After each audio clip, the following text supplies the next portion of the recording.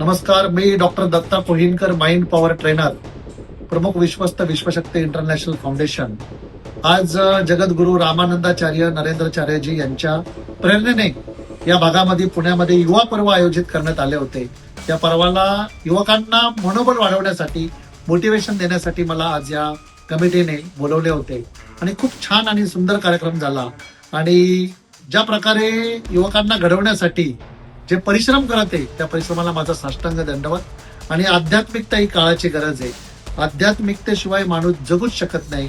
त्यामुळे जवळजवळ 65% तरुण म्हणजे ही भारतातले, आणि भारत हा तरुणांचा देश असं संबोधन केलं जातं. त्यामुळं या तरुणांची एनर्जी प्रॉपर चॅनलने डायव्हर्ट केली तर भारत 100% महासत्ता होऊ शकतो. आणि नाहीतर मग तरुण एनर्जी काही होऊ शकतं. त्यामुळे या तरुणांना त्यांची एनर्जी, ऊर्जा प्रॉपर चॅनलने डायव्हर्ट करून या तरुणांच्या हाताने भारत बलवान आणि भारताचा विकास करण्यासाठी मोठं काम नरेंद्र आचार्य करत आहेत.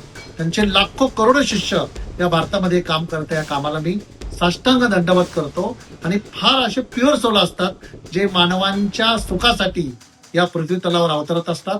असा एक प्युअर सोल, त्या सोलला मी साष्टांग दंडवत करतो. त्यांच्या सर्व साधकांना मी शुभेच्छा देतो की खऱ्या अर्थानं जगा आणि जगू द्या हा मंत्र त्यांच्या प्रत्येकामध्ये, त्यांच्या वागण्यातून मला दिसून येते. भारताला पुन्हा एकदा आध्यात्मिक महासत्ता करण्यासाठी जगद्गुरू नरेंद्र आचार्य जी काम करत आहे, या कामाला मी पुन्हा एकदा सॅल्यूट करतो. अध्यात्माशिवाय जगणं खूप अशक्य आहे. त्यामुळं करुणा, मैत्री, मुदिता, उपेक्षा या चारही गुणांचा विकास करण्यासाठी, या तरुणांचं मनोबल वाढवण्यासाठी, या तरुणांना आपलं ध्येय गाठण्यासाठी खऱ्या अर्थानं ही युवा पर्व साजरा केलेलं आहे. मी पुन्हा एकदा आपल्याला सलाम करतो. जय हिंद, जय महाराष्ट्र.